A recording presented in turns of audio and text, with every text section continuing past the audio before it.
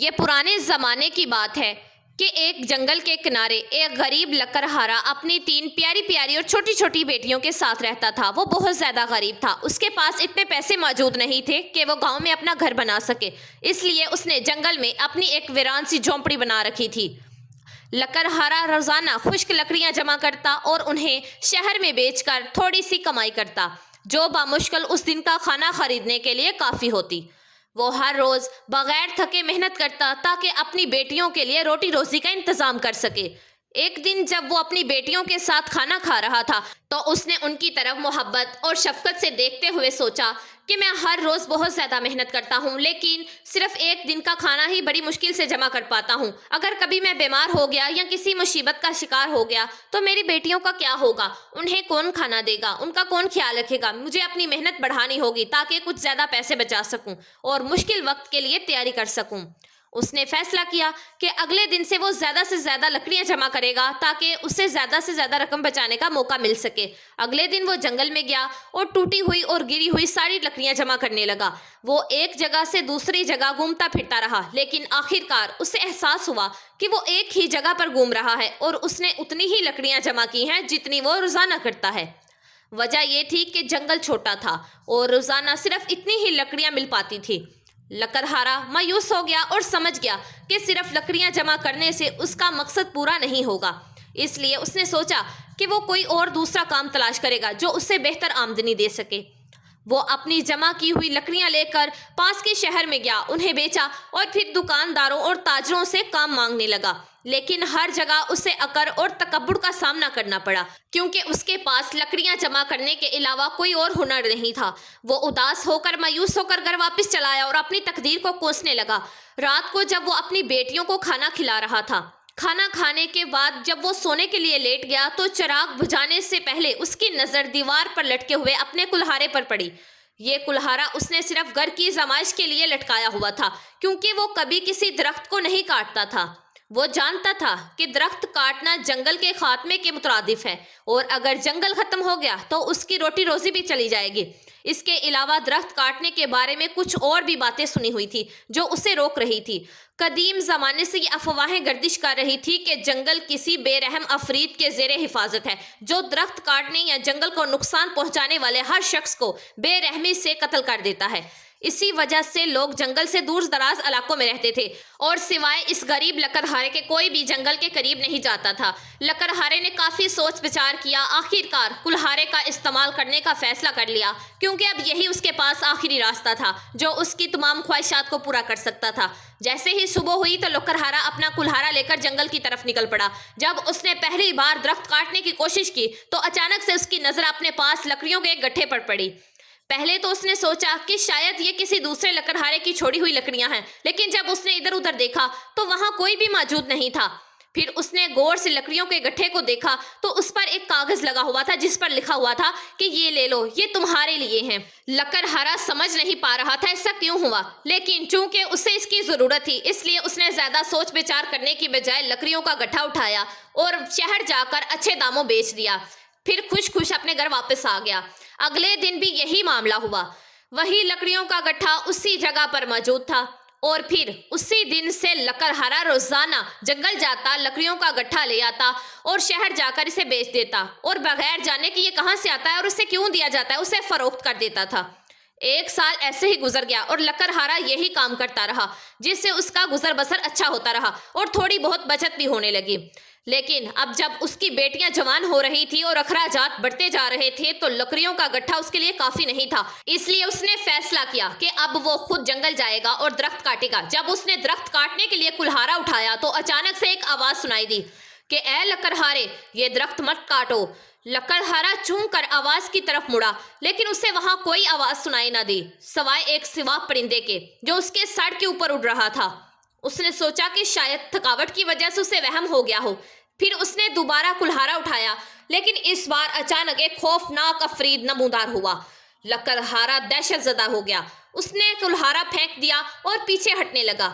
تب افرید نے کہا کہ میں تمہیں اس کام سے روکنے کے لیے آیا ہوں، میں تمہیں جنگل میں لکڑیاں جمع کرنے والے کے طور پر جانتا ہوں۔ میں جانتا ہوں کہ تم 3 چھوٹی چھوٹی بیٹیوں کے والد ہو اور ان کے واحد کفیل ہو۔ میں یہ بھی جانتا ہوں کہ تم ہمیشہ خشک اور گری ہوئی لکڑیاں ہی جمع کرتے رہے ہو، جنگل کو کبھی نقصان نہیں پہنچایا، لیکن تم نے ایک بار پھر درخت کاٹنے کا فیصلہ لیا کیونکہ تمہیں پیسوں کی سخت ضرورت تھی۔ اس لیے میں تمہیں روزانہ لکڑیوں کا گٹھا دیتا تھا تاکہ تمہاری چھوٹی بیٹیوں کی ضروریات پوری ہو سکے اور تم درخت نہ کاٹو۔ لیکن جب تم نے پھر بھی درخت کاٹنے کی ٹھان لی تو مجبوراً مجھے خود تمہارے سامنے آنا ہوا۔ میں درختوں کے کاٹنے اور مرنے کا منظر برداشت نہیں کر سکتا کیونکہ میں اس جنگل کا محافظ ہوں۔ پہلے میں نے تمہیں ڈرا کر پرندے کی شکل اختیار کی، لیکن جب تم نے میری بات نہ سمجھی تو مجھے اپنی اصلی شکل میں آنا پڑا، حالانکہ میں ایسا کرنا پسند نہیں کرتا۔ اب میں تم سے صرف یہی چاہتا ہوں کہ جو لکڑیوں کا گٹھا میں روز تمہیں دیتا ہوں اسی پر صبر کرو، تمہاری ضروریات کے لیے یہ کافی ہے۔ میں اب اس گٹھے میں کچھ اضافی رقم بھی رکھ دیا کروں گا تاکہ تم اپنی بیٹیوں کی ضروریات پوری کر سکو۔ لیکن یاد رکھو اے لکڑہارے، میں نے کبھی کسی کو معاف نہیں کیا جو جنگل کو نقصان پہنچانے کی کوشش کرتا ہے۔ تم وہ پہلے شخص ہو جسے میں نے معاف کیا ہے اور مدد کی پیشکش کی ہے کیونکہ تم ایک نیک اور محنتی والد ہو۔ لیکن میں تمہیں خبردار کرتا ہوں کہ اگر تم نے دوبارہ درخت کاٹنے کی کوشش کی تو تم نہیں جان پاؤ گے کہ میں تمہارے ساتھ کیا کروں گا۔ یہ کہہ کر جنگل کا عفریت غائب ہو گیا۔ لکڑہارا گھر واپس آیا لیکن اسے یقین نہیں آ رہا تھا کہ واقعی ہی یہ سب اس کے ساتھ ہوا ہے۔ اس واقعے کے بعد وہ عفریت کی خواہشات کو سمجھ گیا اور روزانہ ملنے والی لکڑی کے گٹھے پر ہی صبر کرنے لگا۔ سب کچھ ٹھیک چل رہا تھا یہاں تک کہ ایک دن اس کی سب سے بڑی بیٹی بیمار ہو گئی۔ لکڑہارا اسے حکیم کے پاس لے کر گیا۔ حکیم نے معائنہ کرنے کے بعد بتایا کہ بچی کو ایک نایاب بیماری ہو گئی ہے جو دن بدن اس کی حرکت کی صلاحیت چھین رہی ہے۔ اگرچہ اس بیماری کا علاج موجود تھا لیکن وہ بہت ہی مہنگا تھا کیونکہ دوا بنانے والی جڑی بوٹیاں دور دراز کے جنگل سے آتی تھی اور انہیں منگوانے کا خرچہ لکڑہارے کی پہنچ سے باہر تھا۔ لکڑہارا بہت پریشان ہوا۔ اس کے پاس جو بھی پیسے موجود تھے وہ اس علاج کے اخراجات کے لیے مقابلے میں کچھ بھی نہیں تھے۔ وہ اپنی بیٹی کی حالت دیکھ کر اس کا دل بھر آیا اور اس نے فیصلہ کیا کہ وہ جنگل میں جائے گا اور درخت کاٹ کر اتنی زیادہ رقم جمع کرے گا کہ وہ دوا خرید سکے، چاہے اس سے عفریت کی دھمکی ہی کیوں نہ ہو۔ جب وہ جنگل میں پہنچا اور درخت کاٹنے ہی والا تھا تو اسے عفریت کی وارننگ یاد آ گئی کہ اگر اس نے ایسا کیا تو وہ اس سے بدلہ لے گا۔ پھر اس نے اپنی بیٹی کی حالت کے بارے میں سوچا اور ایک درخت کے نیچے بیٹھ کر رونے لگا، بے بسی سے اللہ پاک کو پکارنے لگا۔ اچانک دور سے جنگل کا عفریت نمودار ہوا اور اسے اپنے پاس بلایا۔ لکڑہارا پہلے تو بہت ڈر گیا لیکن پھر اس نے فیصلہ کیا کہ وہ عفریت کے پاس جائے گا تاکہ اس کے ظاہر ہونے کی وجہ جان سکے۔ جب وہ اس کے قریب پہنچا تو اس نے ایک کنواں دیکھا جو پہلے وہاں موجود نہیں تھا۔ عفریت نے اس سے کہا کہ یہ کنواں اللہ پاک کے فضل و کرم سے تمہاری بیٹی کو شفا دے سکتا ہے، اگر تم اسے 7 بار اپنی بیٹی کو نہلاؤ گے تو وہ ٹھیک ہو جائے گی۔ پھر وہ ایک لفظ بھی کہے بغیر غائب ہو گیا۔ لکڑہارا خوشی سے بھر گیا اور امید کی کرن دل میں لے کر اپنی جھونپڑی کی طرف دوڑ پڑا۔ اس نے اپنی بیمار بیٹی کو ساتھ لیا اور اس عجیب سے کنویں کی طرف لے گیا۔ اس نے کنویں سے پانی بھرا اور جیسا کہ عفریت نے بتایا تھا کہ اپنی بیٹی کو 7 بار نہلایا اور پھر وہ بیٹی کو ساتھ لے کر گھر واپس آ گیا۔ جب وہ اپنی جھونپڑی کے قریب پہنچا تو اس نے اپنی بیٹی کو ہنستے کھیلتے ہوئے دیکھا جو پہلے حرکت تک نہیں کر سکتی تھی اور ہمیشہ اداس رہتی تھی۔ لکڑہارے کی خوشی کی کوئی انتہا نہ رہی اور اس کی دوسری بیٹیاں بھی اپنی بہن کے صحت یابی اور مسکراتے چہرے کو دیکھ کر بہت زیادہ خوش ہوئیں۔ اگلے دن لکڑہارا جنگل میں واپس گیا تاکہ عفریت کو اپنی بیٹی کو شفا دینے پر شکریہ ادا کر سکے، لیکن وہ اسے نہیں ملا۔ اس نے ہمیشہ کی طرح لکڑیوں کا گٹھا اٹھایا اور گاؤں کی طرف واپس چل پڑا۔ جب وہ واپس جا رہا تھا تو اس کی ملاقات حکیم سے ہوئی۔ حکیم نے اس کی بیٹی کے بارے میں پوچھا تو لکڑہارے نے عفریت اور جادوئی کنویں کے پانی کی ساری کہانی بتائی۔ حکیم کو ابتدا میں تو یقین نہیں آیا لیکن اس نے تصدیق کرنے کا فیصلہ کیا۔ اوہ، کیا ایسے ہو سکتا ہے؟ کیا پتہ لکڑہارا سچ کہہ رہا ہو اور اس پانی سے لوگوں کو فائدہ پہنچے۔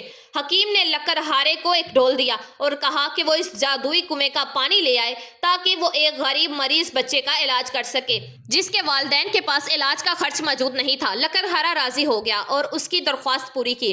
جب حکیم نے بیمار بچے کو کنویں کے پانی کے ساتھ نہلایا تو بچہ اچانک دوڑتا کھیلتا ہوا اٹھ کھڑا ہوا کہ جیسے اسے کبھی کوئی بیماری تھی ہی نہیں۔ حکیم یہ دیکھ کر حیرت زدہ رہ گیا۔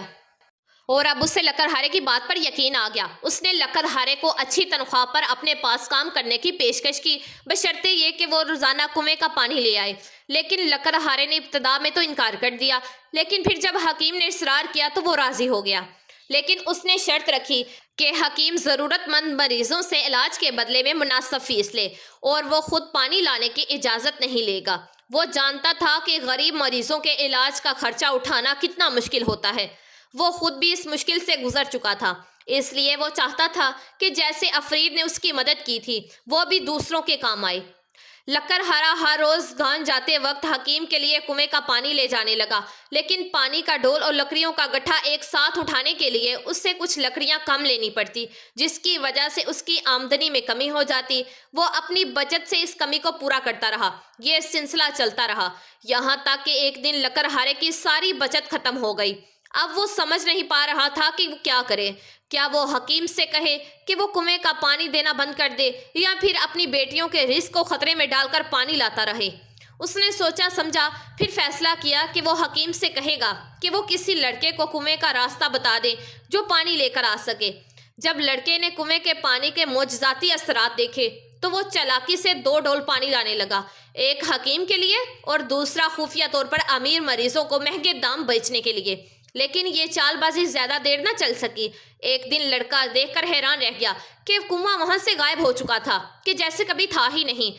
مایوس ہو کر وہ حکیم کے پاس واپس آیا۔ اس وقت حکیم کے گھر کے باہر دور دراز سے آئے ہوئے مریضوں کا ہجوم موجود تھا، جو اس معجزاتی پانی کی شفا یابی کی خبر سن کر امید کے ساتھ آئے تھے۔ لکڑہارا بے بسی محسوس کر رہا تھا۔ اس نے ایک آخری بار جنگل جا کر بلند آواز سے پکارا کہ اے فرید، اگر تم میری آواز سن رہے ہو تو خدا کے نام پر مجھے جواب دو۔ اگر تم مجھ سے ملنا نہیں چاہتے تو ان معصوم بچوں، بوڑھوں اور مجبوروں کے لیے ظاہر ہو جاؤ۔ یہ سب اللہ پر بھروسہ کر کے ہماری طرف امید لگا کر بیٹھے ہیں۔ مجھے ایسا لگ رہا ہے کہ جیسے میں نے انہیں دھوکہ دیا ہے۔ براہ کرم میری مدد کرو۔ لکڑہارے کی پکار ختم ہوتے ہی افرید یوں نمودار ہوا اور بولا کہ اے نیک لکڑہارے، میں نے کنویں کو غائب کرنے کا فیصلہ تب کیا جب تمہارے مقرر کردہ لڑکے نے اس مقدس پانی کو مال بنایا اور غریبوں کا استحصال کر کے دولت کمانا شروع کر دی۔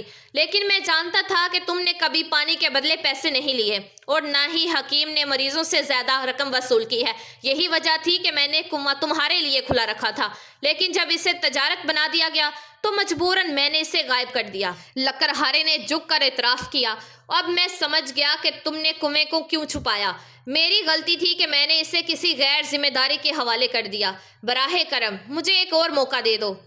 افرید نے توقف کیا، پھر گرج دار آواز سے کہا کہ تمہاری نیکی کی وجہ سے میں کنویں کو واپس کرتا ہوں، لیکن اب یاد رکھنا صرف تم ہی سے پانی نکال سکتے ہو۔ اگر کوئی اور کوشش کرے گا تو کنواں خشک ہو جائے گا۔ لکڑہارے نے پریشانی سے کہا، لیکن اگر میں صرف پانی لانے میں مشغول ہو گیا تو لکڑیاں کون بیچے گا؟ میری بیٹیوں کا گزر بسر کیسے ہوگا؟ افرید مسکرا کر بولا کہ جیسے میں نے تمہیں لکڑیوں کا گٹھا دیا تھا ویسے ہی تمہاری تمام ضروریاتیں بھی پوری کروں گا۔ اب جاؤ اور حکیم سے کہو کہ غریبوں سے علاج کے پیسے نہ لے، بس امیروں اور تاجروں سے مناسب معاوضہ وصول کرے۔ تم دونوں اپنی ضرورت کے مطابق رقم رکھ لو، باقی غریبوں پر خرچ کر دینا۔ لکڑہارا خوشی سے چلایا کہ تم نے ہمیشہ میری مدد کی ہے، میں تمہارا شکر گزار ہوں۔ کہانی کا اختتام یہ تھا کہ اس دن کے بعد سے گاؤں کی حالت بدل گئی۔ لکڑہارا اور حکیم کی مشترکہ مدد سے ہر ہفتے درخت لگانے کا عمل شروع ہوا، صاف پانی کی نہریں کھودی گئی، امیروں کی احتیاط سے غریبوں کے لیے مفت علاج ہونے لگا۔ لکڑہارا واپس خدمت کے نام سے مشہور ہوا۔